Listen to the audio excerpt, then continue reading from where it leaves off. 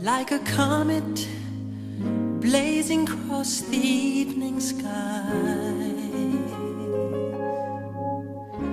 Gone too soon. We come here today to celebrate the life of our sister, aunt, and friend, Jane Marie Enid Raftery, who is also known to the family as Love, or Lovey. Before she died, Jane talked about her wish to influence this celebration in hopes that perhaps the lesson of her life can be a roadmap for the rest of us. She wanted us to know about her successes and also about her challenges. Like a rainbow fading in the twinkling of an eye.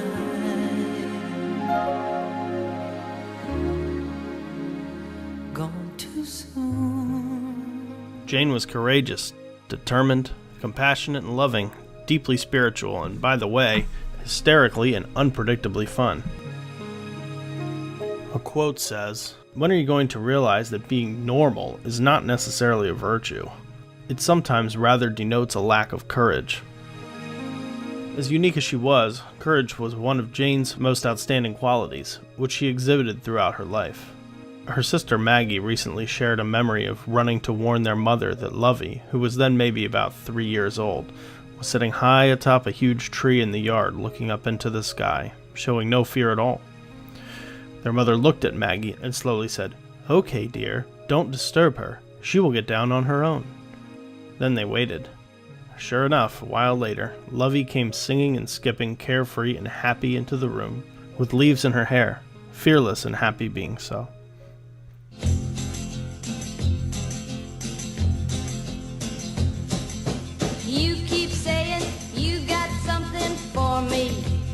Jane's audacity was evident throughout her amazing life, ranging from incredible accomplishments and recognition to challenges that would have knocked anyone down. She wanted everyone here today to know that she was determined to combat her inner and outer critics and never, ever, ever gave up on herself or her dreams. These boots are made for walking, and that's just what they'll do. One of these days these boots are gonna walk all over you. Jane was diagnosed as high-functioning bipolar. She moved between awe-inspiring success, like somehow manifesting her dream of performing her own one-woman show off-Broadway, and achieving top-dollar careers in New York, Atlanta, and D.C., to dealing with periods of depression, alienation of family and friends, job loss, and debilitating illness and pain. I will long for your touch. Jane quickly learned to cope with the challenges of being bipolar, which meant that for years others rarely saw, heard, or believed she was struggling as much as she was. She always wanted to put on a happy face and hide her feelings.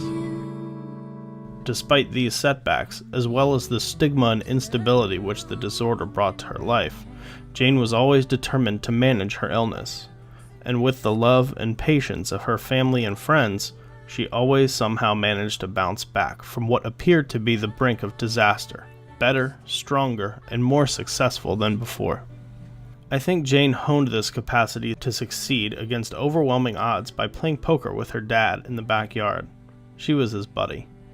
He admired her strength and skill to intelligently strategize so much, he even let her play his own hand at the poker table when she was about 10 years old with all the badass union guys when he needed a break.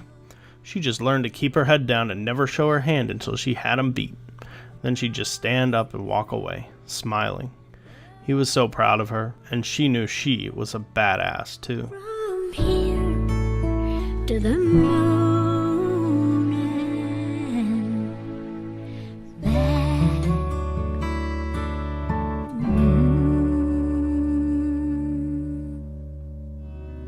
Yesterday, a child came out to wander, caught a dragonfly inside a jar. Jane was compassionate and loving. She was devoted to her family. She helped care for her father and later her mother when they were at the end of their lives. She lived with Bobby and her family when Bobby's son Thomas died. She took care of Jason when he was so sick he missed about a half a year of school. She loved to check in with Lee and listen to him talk about his life. She encouraged Keith and helped him get his first job in New York as an intern. She loved her niece Jennifer like a sister, as well as Ashley, Nadine, and Mikey. If someone like Megan or Becky was having a baby or needed someone to take care of the children, she was always there for them. From where we came and go round and round and round in a circle here. Jane also has the most loyal and loving family of friends. She stood by them when they were in trouble or just needed encouragement. She helped them care for their friends who were suffering from HIV, AIDS, or when their own families were having hard times. Sometimes, Jane's compassionate heart wasn't satisfied if she wasn't giving to others, so she would volunteer to help people at her church, or infants in the hospital, or young teens in trouble. That's why the name Love has always been so perfect for her. Not only has she been a loving person herself, but even in dying, she has managed to inspire each of us to open our hearts and accept all the love and compassion that is waiting for us. After all, love is not just about birthdays and Christmas, but it's also about caring deeply for people when they need you. You are held by holy angels. Jane was compassionate about others because she had a deep spirituality, which drove her to ask questions about her faith and the role she played in relationships to others. She looked at her love and commitment to family, friends, and her community as a blessing, not a burden. Hush now. She recognized the kindness and generosity of her minister Yolanda and her family, who had experienced the loss of their own father and husband who Jane loved and admired. Angels. And she was deeply grateful for all the unexpected generosity that emanated from that relationship and the creative support from her family and friends, which raised thousands of dollars to help her through this transition. Yolanda and Jane's family and friends and members of Jane's spiritual community stayed close to her throughout these past few months, and she died knowing she was loved and appreciated. The Raftery family, by the way, also knows that there's another kind of spirituality which comforts us. Whether it's the cardinals constantly watching you from the trees outside your window, or the painters blocking your car in the parking lot, the Westminster chimes, smoke alarms calling your name late at night, or that inner knowing that everything is happening exactly as it should. That is the knowledge we Rafteries have that recognizes that our family who have already crossed over are staying close to Jane and to us at this time. We welcome their comforting presence around us.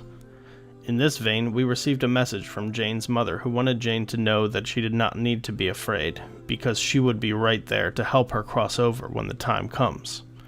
She said, "I reach my hand across the mist to touch the hand of you."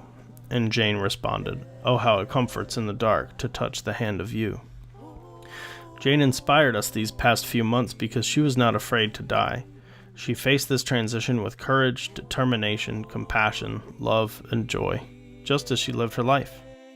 She wanted us to know that, although it was cut short, her life has meaning for her and for us. Never be discouraged and know that you are loved. You can rest.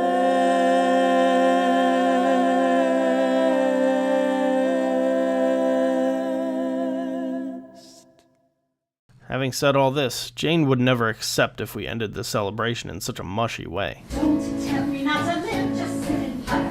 Life's candy and the sun's a bowl of butter. Don't bring her on a cloudy rain on my parade. After all, we know that one of Love's greatest gifts was that she was unpredictably hysterical. She was always an astonishing joy when you least expected it. She could make you burst into laughter at the most inappropriate times, dancing and singing show tunes. Those huge brown eyes with one expression would leave you screaming with laughter in an elevator full of strangers as she'd pretend she wasn't with you. The real reason everyone called Janie Love is simply because she was just fun to be with. There's a wonderful quote about friendship. It's not about what someone can do for you.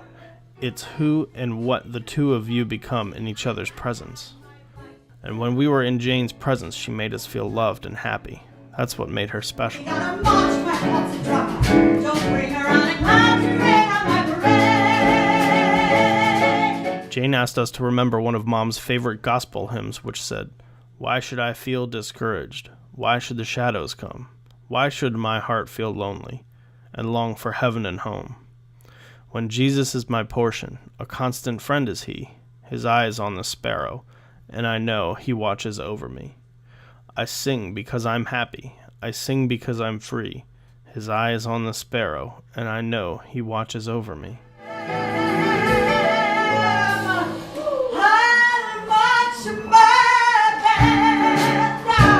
In this spirit, Jane wanted us to share some of her favorite music. She wants us to celebrate and not feel sad. So if you can, while you enjoy listening to the soundtrack of her life she compiled for you, imagine that above her coffin you can see Jane is having a wonderful reunion, and she is smiling at us too. She says, "Don't be sad." She knows we'll all meet again. It's like she's just around the corner, waiting until she bursts into song and dances for you once again. Nobody, no.